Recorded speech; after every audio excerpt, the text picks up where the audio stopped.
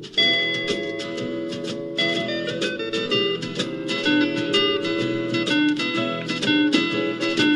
the world calling, but son, don't you listen. They're only trying to drag you back into prison, that's right. Welcome back to What Have You. I'm Rachel Jankovic. I'm Becca Merkel. And we're on our original spot, our vista behind Goodwill. Our lonely lookout. And I was able to purchase a tubular end table at Goodwill tonight. Which is hilarious. For $9.99. I saw it. I stood there and I pondered it. I was like, this is rad. It's cool. It doesn't quite go with my decor. If we wanted to dignify what I have with the word decor. You have decor. I have a few like rough gestures at decor right now. No, you have solid decor. Yeah, you do. What's happening in my house right now is a transit of furniture that never belongs anywhere because we are in my parents' house while we're building. And we do not have the right furniture for their house. Yeah. But we're also hosting Sabbath dinner, so we're setting up tables in the living room all the time. So now we have it's like a large living room with an occasional chair in it. Yeah. Makes no sense. Well, I was glad you got this end table because it actually goes really well with the furniture you do have. And I feel like it doesn't. Yeah. It does not. It makes me laugh that we have gel with we're going to mine. have to figure something out about this because I can't figure out. We have parish group happening on Wednesdays and then Sabbath on Saturday. And so we put the couches and the chair in Dad's office, which functions kind of like a den. And that's nice. It's nice to have them in there. Mm-hmm. It's good. But we just have this large vacant living space for it's not vacant, but it's nearly vacant. It's tables and a couple chairs. Just get some floor pillows. Oh, yeah, that'll do it. Bean bags. Whatever that horrible tastic, what is it, the love sack? It's like the size of a planet, the bean bag. So horrible. I just remember the bean bags of my youth being like Naga hide. I thought that bean bags, when I was a child, They were big. bean bags were like what rich people had. Along with waterbeds. We could never afford one of those. We could man. never splurge it up on a bean I'm bag. so killed about waterbeds because, down in Boise, they still have a waterbed store. That when you go driving around through some of the fringe places, There's a waterbed store. yeah, somebody's still out there buying waterbeds. So someone told me once if they're great conversion to the waterbed. They were it was. But I was surprised. Has anybody still got that original waterbed? Is it full of algae now? Do they last that long? That's the question. Yeah. Did it puncture? Did it grow mildew inside? Becca, I can't tell you. I don't know. I have not been looking at waterbed statistics. Plus, think of trying to move it out. When it was time to move it out. I remember waterbeds being really difficult with the edge. Yes, because the edge was like a hard line. Yeah, or you'd squidge down in between. You just couldn't know where to get out. No. There was no natural way to arise out of a waterbed. But I only slept on them at, if you were spending the night at a friend's house. And I just remember the feeling of being, squished down inside between the wood frame. It's like when we would stay at Granddad's house and our air mattresses would deflate through the night. So you would end up just on the cement floor pretty much. Yeah, with the deflated squeaking, and it would squeak and sort of squeaky, squeaky, squeaky. and I remember never being able to go to sleep there because, the light was different, the place was different. It was just very hard to go to bed. And if you got too near the edge, it would just slip you off. Yeah, and I can remember trying to get, under the little pool table. This will be a cozier place to sleep, but nope, it wasn't. I think it was about a foot shorter than me, so there was no way of that working. And I just remember always trying to reorg and then being up in the night with a deflated air mattress. It was a brilliant time. Brilliant there. That's funny. Yeah. Well, okay. We need to say, though, we had a lull there in our podcasting rhythm. Not because we didn't record it. We did on time. We recorded it. And then we failed to execute getting it put up because in the midst of our running away with our patriarchal went discussion, completely rogue. we got confused and we began to say things that were just No, wildly we got tangled inaccurate. up. But we got tangled up on the twins Yeah, that Tamar had, and then we thought said we could put a qualifier in, but we had riddled the episode with our failures. So there. actually, if you listen carefully, if you go back through you might notice that you'll I never notice come. that there are some non sequitur remarks in there. It's I think because I said when I looked something up, because I listened to it to see how bad it was without we us. took out all of our inaccuracies. Because we couldn't figure out how to qualify it after the fact. The problem was when we started in on Tamar's twins, and we had good things to say about both Tamar and the twins, except we got the names Except for backwards. that we were saying all the wrong things. Well, we about- got the names backwards on who had But the I think it scarlet was thread, and then we said that the Zareph wrong or Zara, one. and then we had the wrong person with the scarlet thread. And then we had the wrong one as being the ancestor of Boaz, and we were drawing Basically, conclusions. at that point, we thought we should no longer be speaking. We should Well, stop this we- nonsense. We actually, I thought we had some good insight until I noticed tell you. afterwards. It was like, wait, we got that all backwards. Like Whoops! we had the wrong Because twin. you went back and did that reading. So Yeah. this was a thing. I'm just saying that's why we have had to a say, lull. this is what's happening to me.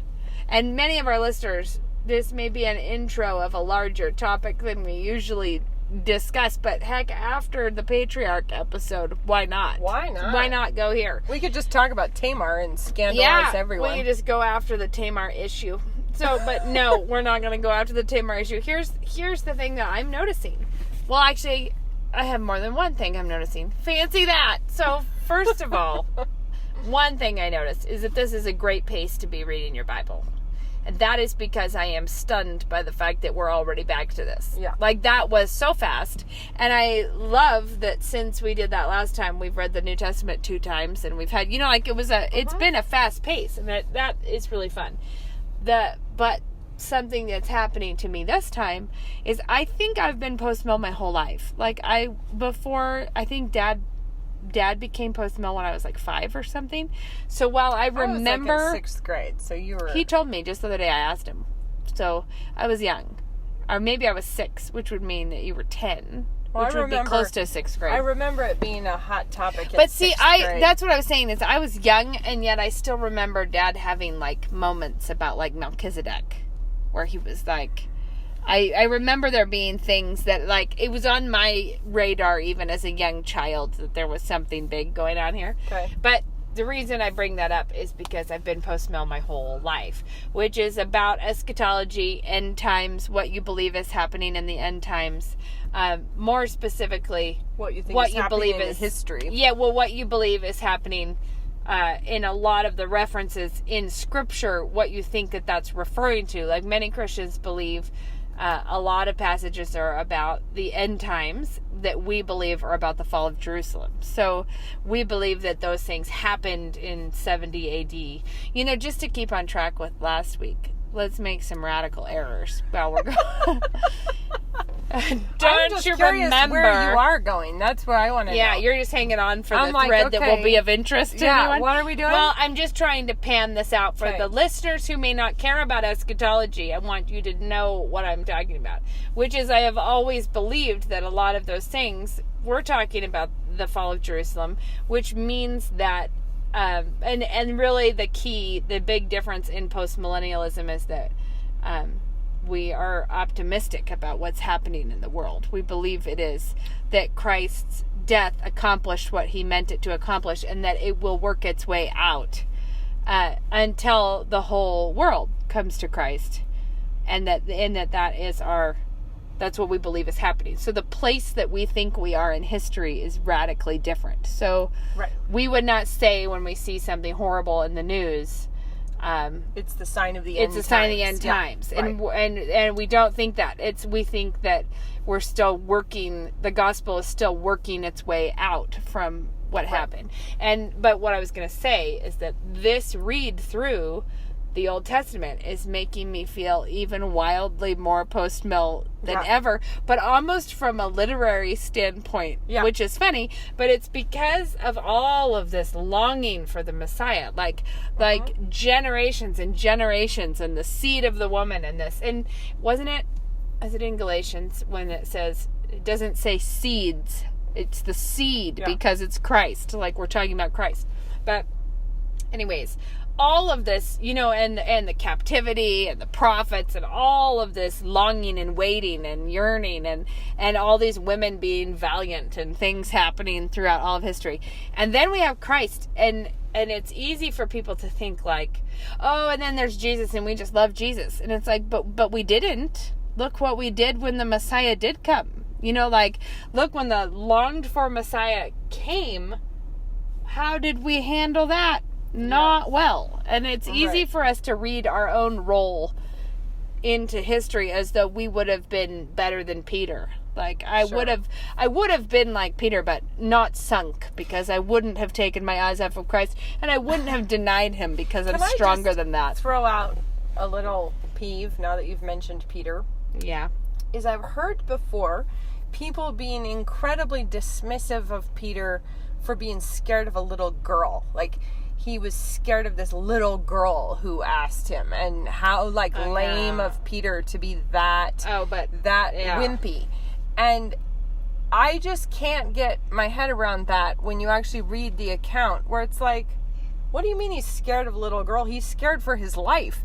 It doesn't make it okay to deny Christ, but it's not like he was so threatened by a little girl. But he also followed Christ all the way there. He followed him there. He went all the way into the danger spot. But then he saw him being reamed and an unfair trial, and he's going to be condemned to death. And then when somebody says, hey, aren't you? It's like, no, I'm not.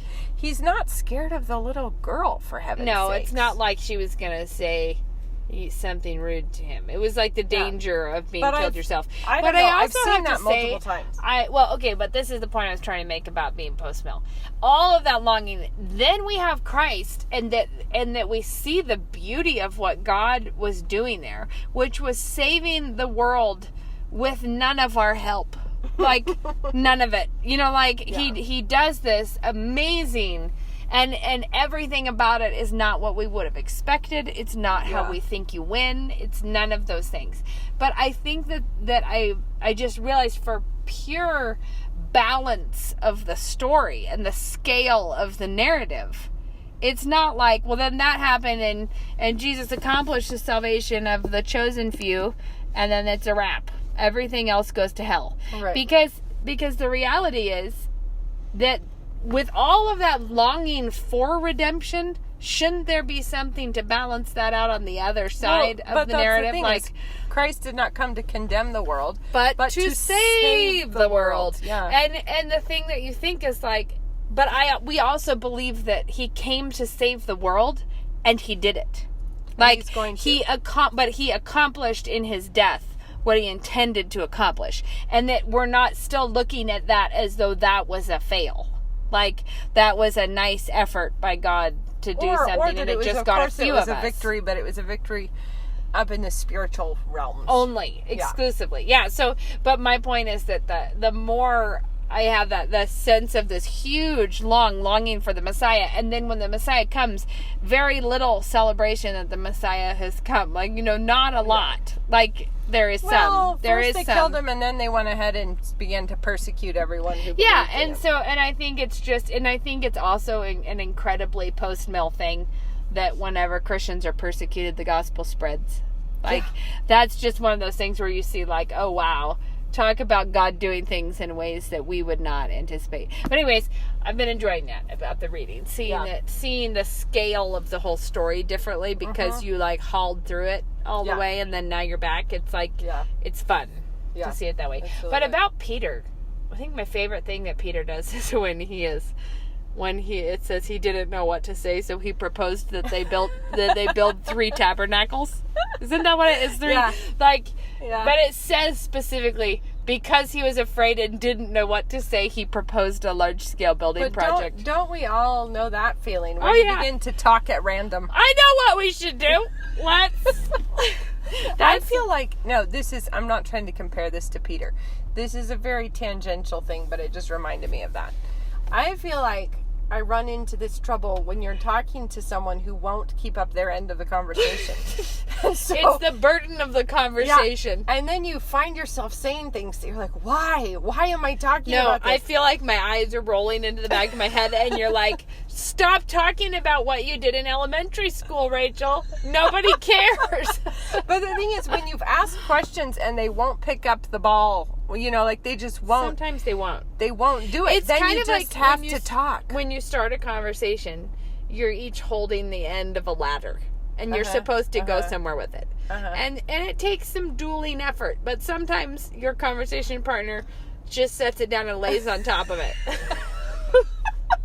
And you're like, fine, I'll drag this around all evening. So you stick your head through the hole and then you begin dragging it And awkwardly. usually later, you cannot remember how it happened to you. No. All you remember is that you talked way too much about nonsense. No, and then when you're lying in bed that night, you're like, All you "Man, can think of is I just talked too much. where words are many, sin is not absent.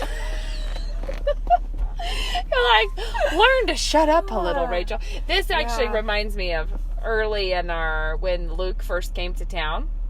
We had a banquet, and he and I, no doubt because someone in charge of the seating also intuited that we would end up together. Many people intuited that. Yeah. So it was a sense of the inevitable. Sometimes you can see it. It was the inevitable from a long way off. But anyways, we're at a banquet table, and he was all the way across the table from me, so I could just see him soldiering onwards throughout. And as often happens, if you are a chatty person, and it is a chatty person's role in society, and I'm not complaining. So I'm just saying. Okay. People put you at the hard to work tables. Yeah, they do. Because they're like, well, at least this person will least talk she'll all night talk. about what happened in elementary school. And every once in a while I go on some crusade to try to shut up more, and everyone thinks I'm grumpy. Yeah. Like, when you're like, I'm just giving other people more chances to talk, and people will be like, what's wrong? Why are you like this? So whatever. But anyways, Luke is soldiering along because he had some very shy people on either side of him. But the table is too big to easily talk with the whole table. Yeah, that's and a problem. And it is too big to talk across the table unless you're going to yell over the centerpiece. So I just got to witness him just really, really, really working. You know, where are you from? What do you like to do? How long have you known about this college? Tell me more about how many siblings you have. Like, it was like just, and it's when people are doing things like, yep, no. Yeah, I have 4. About a year. I heard about Just deadpan. My brother told me about it. Nothing. Yeah. Just like nothing to bounce back. Yeah. Not even like, I've only been here a year. Tell me about you. Yeah, You know, no. like just no There's response. Like they do nothing. not hit the ball back over the net. No, and then Luke says, just doing the awkward hardcore like he can do sometimes, he says, well, I've asked you guys a lot of questions. Now you can ask me some. And I almost died. I was like, A, this is probably my favorite person in the universe. B, I can't even believe I get to witness this because the 2 girls on either side of him just turned hot pink. Like, just a panic. Like, he induced total conversational panic. Yeah. And one of the girls, I kid you not, said, what's your favorite vegetable? Which is still the funny thing. He was like, well, I am glad you asked. I love asparagus. Don't you like asparagus? I mean, I was just dying. Well, it was so good. My favorite was at a particularly difficult banquet table one time. And it was the thing where I felt like I'd been carrying my end of the log for a long time, and so had Ben. He was doing it, and then we had a lot of silent people surrounding us. And then one young guy who was probably like 18 or 19, very serious person, like very, like, also not contributing to the like general merriment because we're trying to keep it like, you know, funny stories, and he was just kind of like sitting He's the there. Debbie Downer of the group. But then he sort of, in a pause, he says, so what's your favorite color? to me, and from across the centerpiece, you know, Okay, all the way yeah. across there. And I loved it. I was like, this is awesome because you are trying. So I'm like, I will run with this. So I was like, you know what? I am in a turquoise. I'm so glad you asked. I'm in a turquoise phase right now. I feel like I've painted too many things turquoise, and it all started with a flower pot. And I took it to the paint store, and I told the guy, poor man, that I wanted to match the color. I mean, like, you know. You're like, don't worry. And I'm When like- I finish this monologue Yeah, about but at turquoise. other times, I feel like I've been really in reds. But for some reason, I have gravitated away more into the aqua category. It was so funny, and I just went with then- it for quite some time. Did it not? Did it? But there it was still no one of my favorite questions. questions at a dinner table. Is so. Tell me about that. But then, What's your favorite color? you know, he had to have just been congratulating Yeah, himself that boy he did did it. I ever get I- her favorite subject. I got the ball. This is also how Becca one time over enthused about carrot cake.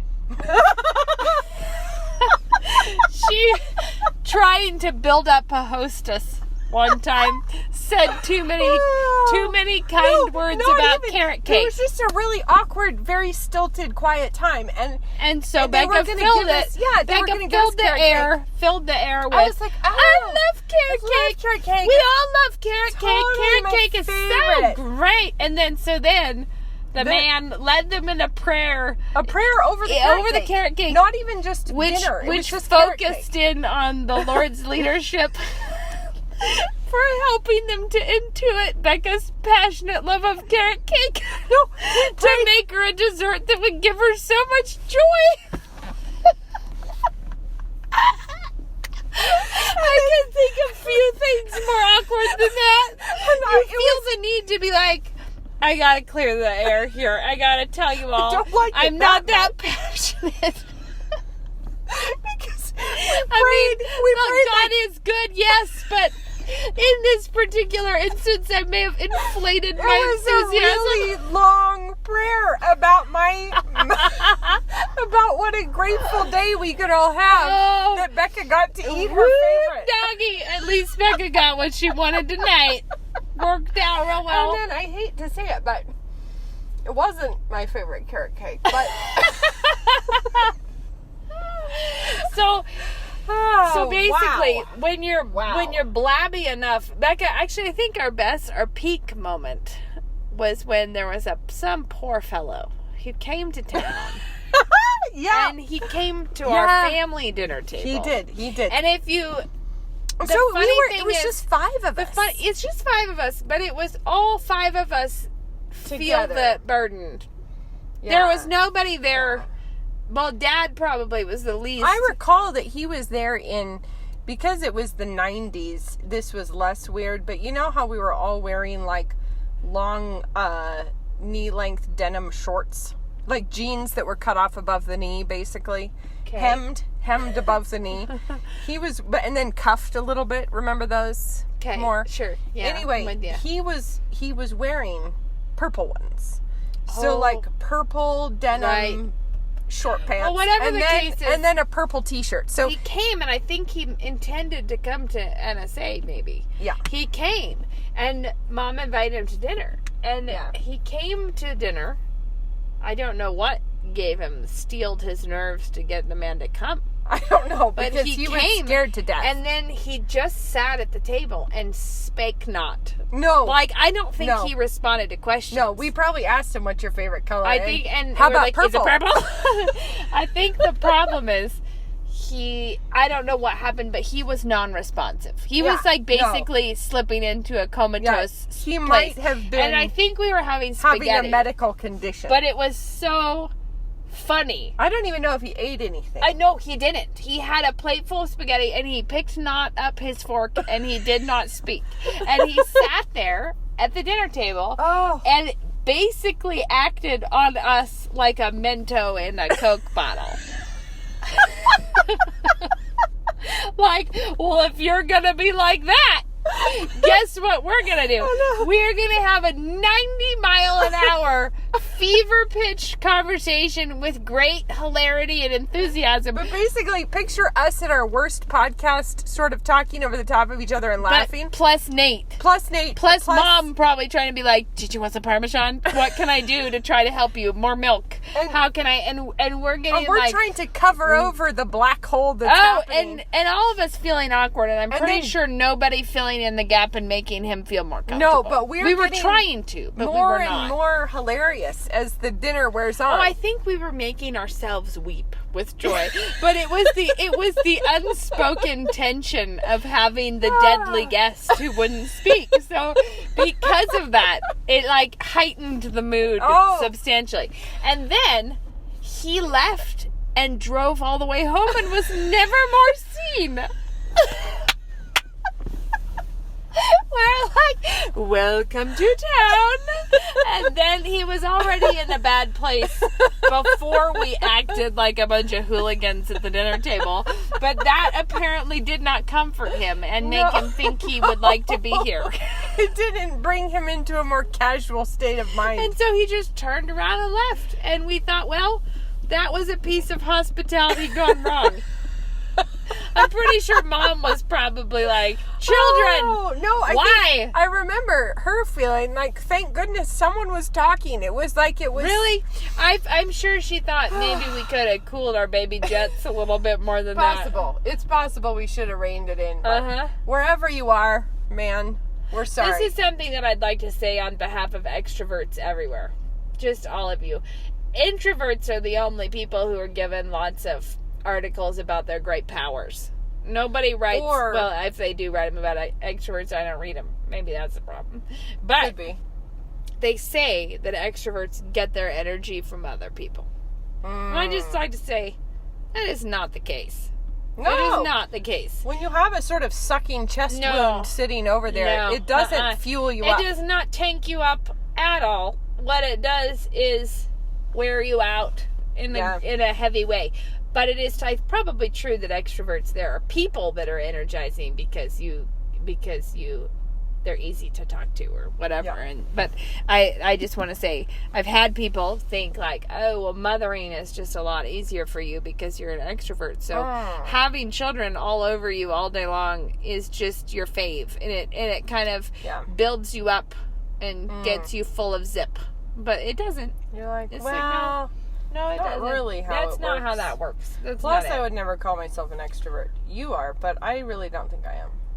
Well, I think the categories are almost worthless as they exist anyways. Because the reality is not how are you in your native state, but what does God want you to be like? And all of us have a flesh to mortify in that regard. And all of us have our own things we have to get over when it comes to loving others and behaving like a Christian. So what that that's your thing you gotta put on the altar. You know, like they're different, but it doesn't define me. You know, the things that I have to submit to God does not define me in any important way. It's very funny how much our culture wants to simultaneously say, I am defined by nothing, and also, how dare you question it, this is how I am defined. Yeah, you know, but it's self-defined, and that means that you can change your own dang mind whenever you want to. Well, sometimes we want it to be that, and sometimes we don't. And I feel like those categories are always changing because you're the ultimate boss of yourself. No, but oftentimes we want to be defined by certain things because we're getting our defenses in order for why I don't have to do X, Y, or Z because I have these issues, and I can't help these issues, so you can't criticize me. So there's that, but then there's also like, I'm not defined by anything. I'm not defined by whatever. Don't fence me in. It's like, it's very, I feel like we're a bit schizophrenic there. We're a bit schizophrenic in all places at the same time as a culture. True. I think we're making no sense at all. No, we're having a big car crash with ourselves right now, I think. Yep, we totally are. As a nation. We totally are. It's I was just thinking today how common it is to hear people say like, I really need to just invest in myself. Oh my word. But it's like I'm gonna invest in myself, or also I'm gonna invest in someone else. Like I'm gonna invest something in them. And the thing that's so dumb about this is it is never a question of investing in ourselves. It's a question of investing ourselves in whatever work God gave us to do. Like we're not hoarding like a bunch of little self dragons all the goodies we can come up with. I mean, we try to, but the reality is the whole point should be like, here I am, Lord. Do you know what I mean? Like, take whatever this is, I'm willing to obey. You know, like, and not a lot of self-evaluation. It's like, if God has called it, you give it. You don't need to be always tallying up your supplies that God may ask you to give. You know, you just kind of stop the madness there. That's how I feel. Everybody, this is not profitable. You are wasting your time. Yeah. Yeah. So, do we have time still to talk? We detoured. Had something we were like, we should talk about. Okay, we might have to overflow into next week, which is fine. But I wanted to talk about, somebody asked about friendship and specifically the friendship with the podcast, which is an interesting interesting way to look at it. I think she was talking about a different podcast where they were talking like the hosts of the podcast were friends, and we're friends with the listeners, and we've gotten a lot of feedback, like people feeling like they know us very well, which they probably do know us really well by now. I mean, have we hidden anything? Probably more well than they would like to. Yeah, they know things about us that they never asked to know about us. Because here we sit in the darkness behind Goodwill, and we feel like we're not unleashing too many secrets, but we probably have. We're speaking into a microphone, so. Yeah, but it is funny because I recently found out that apparently I yawn prolifically through every episode. You do that. Guys, I'm so sorry, but that is indicative of the fact that I don't feel like we're talking to people. I feel like we're just behind Goodwill. We're not on our best behavior, as you can all see. You noticed that about us. So the question was, what's the role of, like, if you feel kinship with us because you are interested in what we're doing. I don't mean the details of our every life, but meaning like Christian, non-feminist women who have, like if there are a number of things that you line up with us on, that you may feel like we are friends, right? But then that's that question of, would it be wiser to be, real life friends, people who you actually see? And this person brought it up as something about a good definition of friendship is someone who might be praying for you, someone who would know what to be praying for you, and you would know how to be praying for them. So that was the definition sort of given, like Christian friendship. Okay. Does someone not need to know more about your life? And kind of how does something like this podcast fit in to that? And this always sounds a little harsh, I think, when I say this, but I mean it for the best, which is I have no idea where you're going to go with this. But you're bracing yourself. You're like, Rach, I might need to qualify whatever Rachel's about to say. To qualify and push from the other direction. Yes, I know you are. I can feel it happening. So I'm girding up my loins. Yeah, this is what I mean, is that I love friendships that spur me on to doing things and that spur the other person on to doing things. Static friendships are not worth having, in the sense of like gathering to just look at each other over coffee and not, I'm not trying to say it's not worth having. It's not worth having it that way.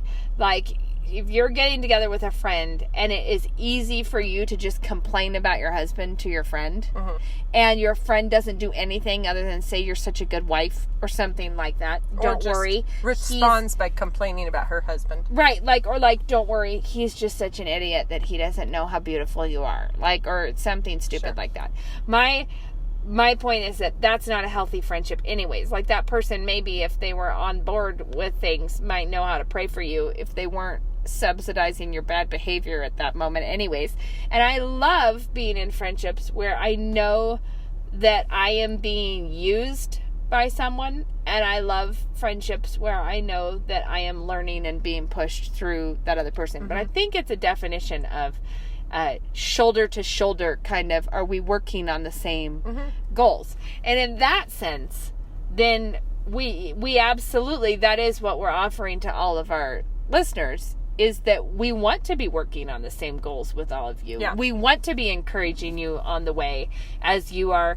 Some of you tell us things like you're doing your laundry and cleaning your house while you listen to us, because we want to be, we want to be encouraging you to be a more cheerful, godly wife and mother who is seeing the kingdom work before her, enjoying that.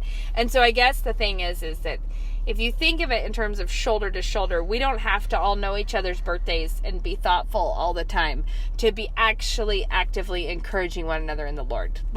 And that it is a completely different kind of friendship. Yeah, I would just say that I think that there's friendship is a very broad term, and I think that there are obviously closer friendships and more sort of wave at them across the grocery store kinds of more loose friendships and acquaintances. And then there are, I think, sometimes technology gives us this interesting kind of friendship where, that we wouldn't have had before. It's not the same as if we were next door and you could borrow a cup of sugar and babysit the kids if I had to run out really quick.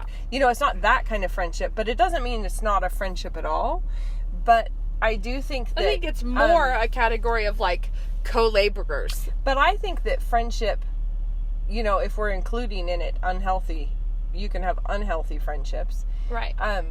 I really think Toby Sumpter has made this point before that I think is really quite profound, that when it comes to your entertainment standards... Oh, yeah. The people you spend your time with and you emotionally invest in some way.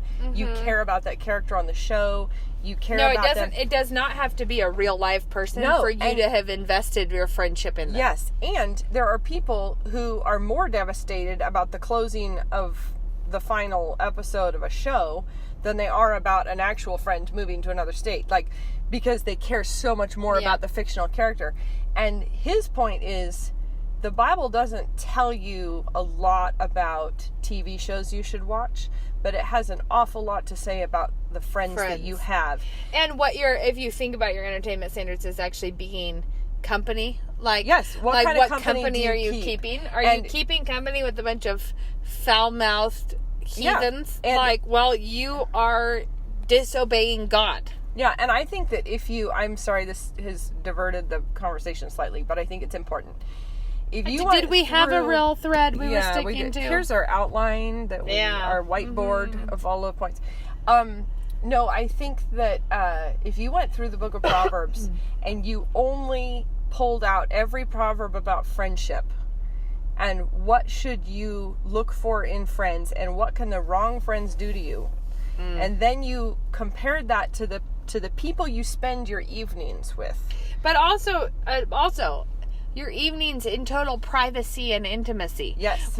Because you're not actually hanging out with those filthy friends down where the older ladies in the church will see you. Where your pastor might bump into you. Where you'd be like, whoa, do you hang out with these people? Yeah, I see this on Facebook, and it actually really annoys me every time I see it. Now we know. Every time somebody will throw out, I need a new show to watch, and then people come galloping in with all of their recommends.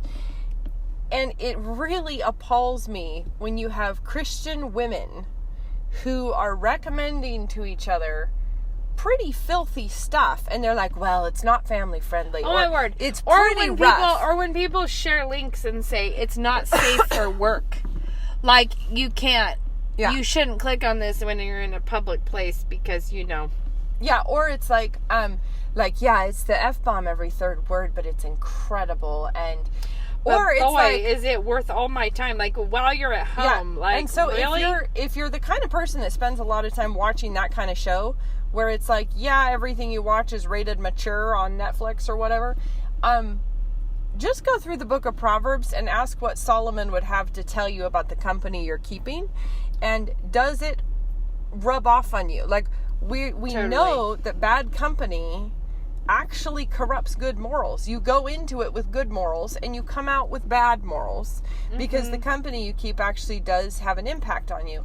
And I think that if you look at your the characters in the books you read, in the TV shows you follow, in the movies that you watch, whatever it is, if you are forming friendships, and granted they're like strange, kind of like vicarious friendships, that require nothing of that you. require nothing of You the just other sit person. around and stuff your face with popcorn.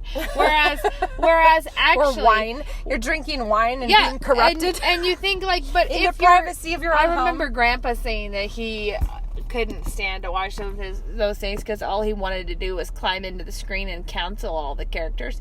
And it is so true, because you think, are you actually learning how to engage with sinners who need the gospel? Or are you learning how to be entertained by their destruction?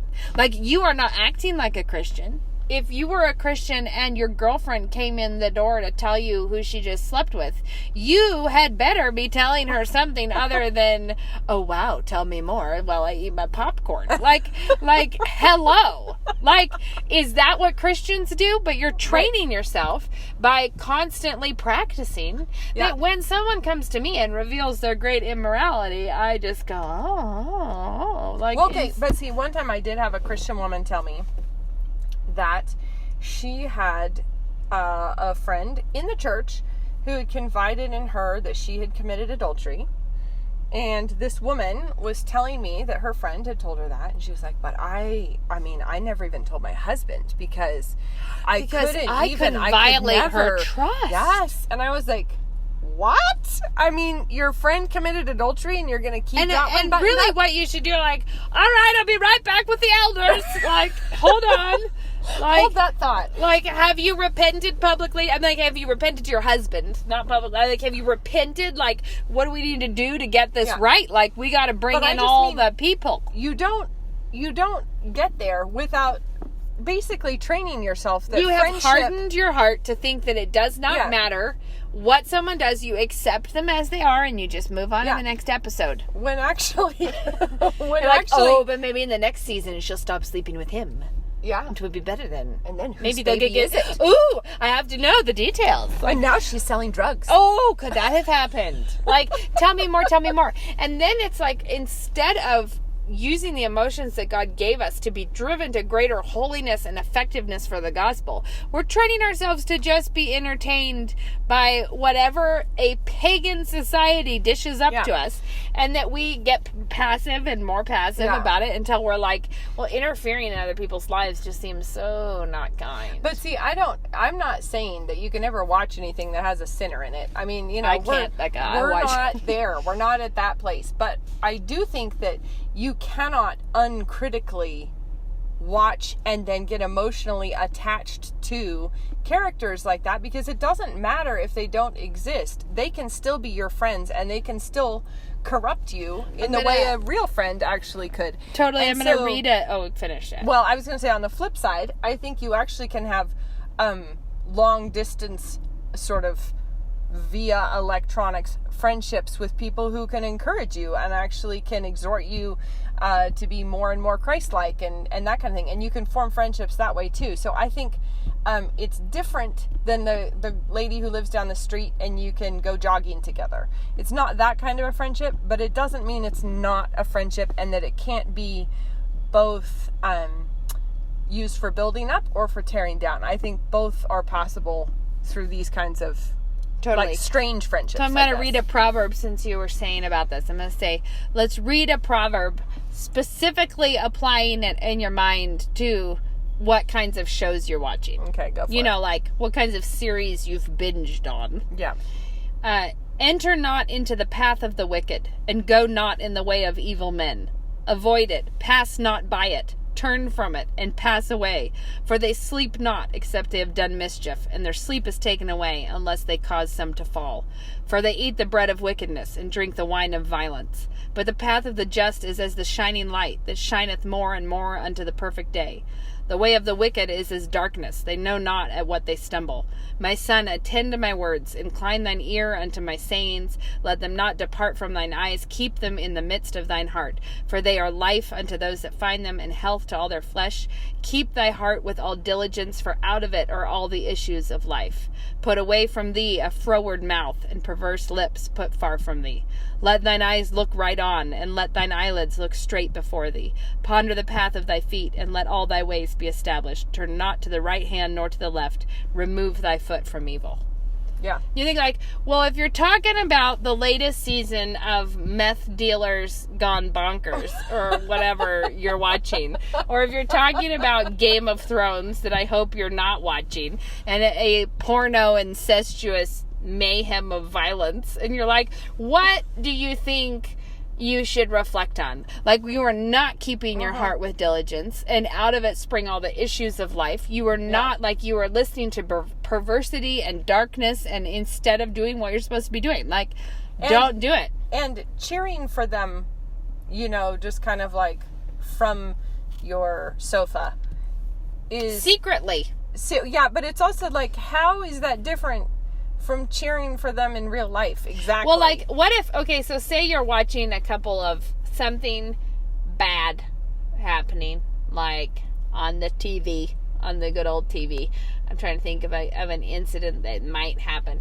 Like, what's the difference between watching a couple fornicate on the TV versus if someone was doing so outside your window, pulling up a glass of wine and settling in? like, oh, what the heck are you doing? Like, this is not where you should be, friend. It's like, well, kids, I'm not sure that you're old enough, but Dad and I'll watch. You know what?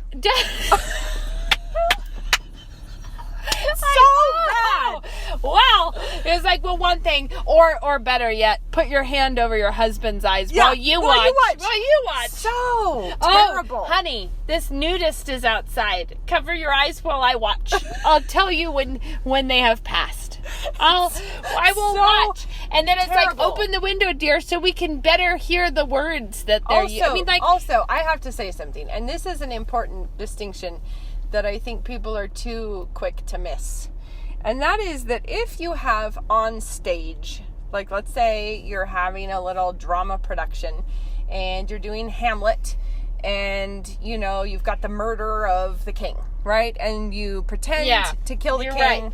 and you drag the body off the stage. And you're like, you know where you're going with this, yes. Have pretended to commit murder on the stage. Everyone... But good news, you everyone have not become a murderer. Yeah, you didn't actually murder someone on the stage. But if you were to, say, strip down and sprint about in the booth up there on the stage... You've actually done it for real, haven't you? Have you pretended to be in the nude, or have you genuinely been in the nude? Have you done it? Have you done the thing? If you fornicate on stage, have you actually done that, or have you pretended to We'll do it? answer it for you. You did done it. You've and done so it now. Being entertained, or you've pretended to fornicate and just been indecent and immodest, but all the same, so still in sin. So if you're watching a show that has, you know, whatever, let's say some sort of indecent scene happening, and you just carry on through it because, it's a story, it's pretend. It's like, no, that isn't actually pretend. No, that part is actually real. And so it is the same as if they did it outside your living room window, and you just hold up a comfy seat. That part is not the actress pretending to be naked. No. That is the actress being naked. So you have to be like a little more like what I imagine someone's old great aunt Marge would be about it. You gotta channel some of that. You gotta be like, let's be practical here. This is not godliness. Because that's the thing with what happens is that people put a few Bible-ish words around it.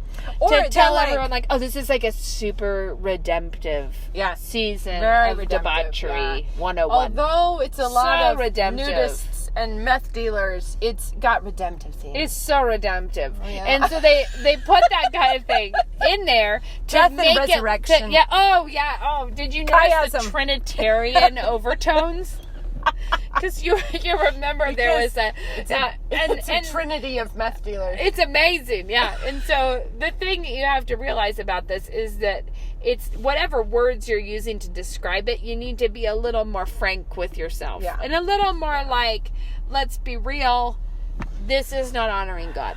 No. And if there was some bit of this happening near us such that we could actually speak to the people involved, you would need to tell them to be done. What would we need to do with them? Like if we ran into a group of men planning to do a bank heist, who are the good guys there? Like should they be given a pass because they have cool suits? But I feel like Maybe what not. people often say is like, it doesn't bother me. Like, I'm okay with I it. myself am very I'm impervious okay to with such it. things. Whereas I feel like the bigger question is, but is God okay with it? Yeah, like, is he pleased to see And you luckily, here? he gave us a book you in know which what? he spelled it out. You know what I just have to say, He's though? not okay This with is it. real rude, but whatever, I'm going to say it. It's like what if you have a dog or other animals. You know those things that they do that are just super unseemly? Yeah. Where you're just We do like, know those. Yeah. ow, I'm gonna eat that? Like, you sicko. You know, like, Yeah. just like hideous times from Yeah. the dog. I feel like that's our kind of, like, it's like we're doing that kind of thing, saying, doesn't bother me. I myself thrive on eating this sort of thing. Or like, where you're like, but you shouldn't. Like, do you see, like, even if you were thriving with this, you ought not. You ought not to do it. Well, I Like, just feel like you've just more told us about yourself than anything else. There's a redemptive hope that you Which will is- come to not thrive with this. Like, we're hoping that if you're fine with this, that maybe if you got out in some clear air, you would soon recognize that wasn't great. Like, you know, Well, it's just I like, just feel wow. like this is, if you're really fine with it, if it doesn't bother you, if you don't flinch, It's neither here nor there to then you. I feel like basically you have become the example of bad company corrupting good morals. Right, if you no longer mind watching a great amount of sodomy and hedonism on the TV, then perhaps you have slipped from your first loves. You know, Perhaps. maybe we need to. Or maybe you never got there in the first place. But Yeah.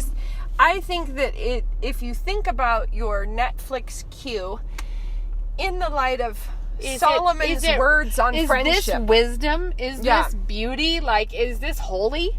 And think about the verses about not even to speak of those things which are done by them in secret, much less, drink Watch your them. wine through the display but of it. I think I said this recently when I was on Sheologian, so I'm repeating myself. But one of those things that strikes me is that when people are watching, especially mothers, when you're watching Netflix, presumably it is a holy smokes, that was a hard day, I want to put my feet up Yeah. and veg out kind of a moment. Yeah. Like, because when we talk, like, is that holy, people are kind of like, well, no, but I was so tired. You know what I mean? Yeah. Like, and I think that this is just a weird mental problem that we have, which is that we do not become equipped for great obedience by wallowing in a little disobedience. like when we think, like, you don't Yeah. need a break from being in fellowship with God No. to get back. Like, if you're trying to do a good job of being a godly wife and mom at home, and I get it 100% about getting fried, And but I'm when all you are about it. tired Like- and zonky, do something that you can still do in the full joy of the Yeah. Lord and appreciating his good gifts. And I get it. Like, yeah, sit down and put your feet up and have a glass of wine and watch a show to the glory of God and Do it. enjoy Why? That's fine. a lovely end of the day. But just have a bit of discretion about your friendships that you form in that hour of the evening. Don't be a ding dong thinking that you can't press on with life if you haven't, because I think what often happens is it becomes the place people are trying to escape to. Yeah. You're not being equipped for your life. No. You're being increasingly dissatisfied with your life because Yeah. you want to escape And to there's this nothing alternate wrong. reality. Yeah, and there's nothing wrong with having a break, and it's just a relaxing time. It doesn't have to be like, oh, you can only watch educational but you shows. Don't, no, but you don't want to try to be. You don't want to be watching a show that you would feel awkward if the Lord walked in on you watching something. No. You know, like, you have to think about that. That it's Or your not. pastor walked in, Well, or your yeah, but I mother. mean, like, you think your you grandmother. want to still be honoring God Yeah, you when you're do. taking time off, because Yes. you can rest in the Lord, Because and you can But what are friendships if not those times that are joyful off? time along the way. Yeah, like. and Solomon has words about it. Let's go back to Solomon. Like, he has words. Just bring What- it back to the words of What Proverbs. kinds of friends ought you to have? and That what section I read, by kinds the way, ought is you in not? Proverbs 4, which is really applicable to everyone's entertainment standards. Yeah. It's applicable for all of us. So, okay, Becca, do you have a tip? You or rude? Because you told me you had a tip. I think if we were like I do have a tip, but it's just I've been talking too much. Calling me out. You're just not holding up your side of the ladder. It's just like I'm doing my best. So, my tip, the best tip I can think of on the fly is we have a basket full of toilet paper instead of toilet paper rolls, not fluffed toilet paper. That makes it sound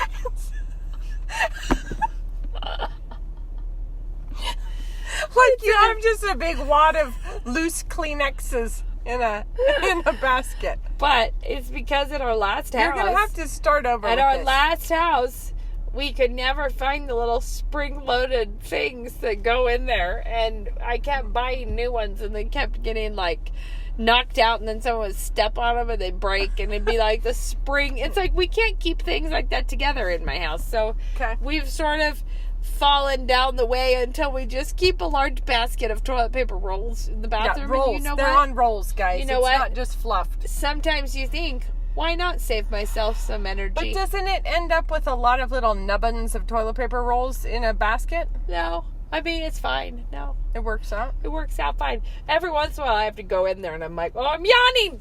You're doing it. I did it. I have to go in there and pull, there'll be like an empty roll on the side, but it's not like that's a real trial.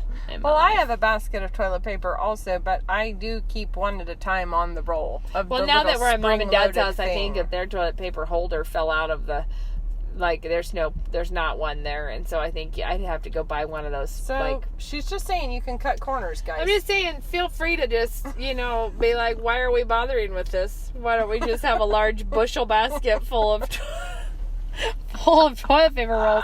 Although that was why I was discouraged the time that I accidentally bought some eco-conscious toilet paper that did not have the cardboard center. Oh, yeah. So all of the rolls just got smacked flat and looked like a real discouragement. And someone who was there at Parish Group said to me, so how did you take all of the centers out of the toilet paper? I was like, oh my word. That it actually looked like I'd gone in there with pliers. Really needed them for a craft. Real had to whip through the whole stash. Working on your fire starters. Oh. My forbidden fire starters. Guys, I mean, there's nothing like the patriarchy to really put the kibosh on great things. like my Dryerland toilet paper tube fire starters. If you haven't been with us long, I'm sorry, it's an inside joke. I think I have. Yeah, I have. Really? I had this hot idea. I was like, I always have toilet paper tubes, and I always have Dryerland, and these things are always with us. And if you stuff a toilet paper tube full of Dryerland and then you roll it up in wax paper, it's a fire starter. Okay. I still see the sensible nature of this. And I was like, well, look, it's a bunch of junk I already have. Yeah. Mixes the fire starter. And my husband was like, no. I will not live a life where my wife is handcrafting toilet paper fire starters. And he was like, I frankly forbid you from treasuring your Dryerland. And you're like, where are the Christian feminists when I need them? Oh, the one time that I've really been put off by this patriarchy situation, Luke is allowed to ban toilet paper fire starters in our home. I'm gonna give him that, guys. I'm like, man, lost a lot in this whole submission gig, but no.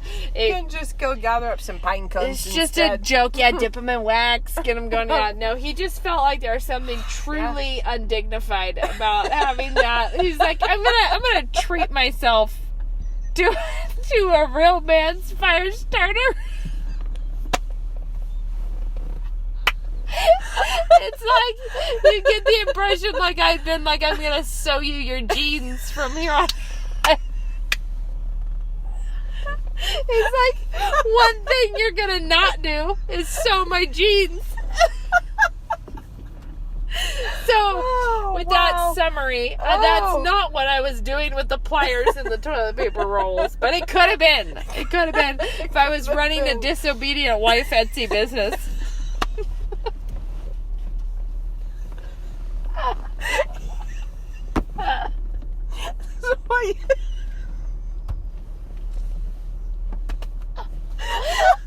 Oh, wow. Could be your Etsy store. Is the Disobedient wife.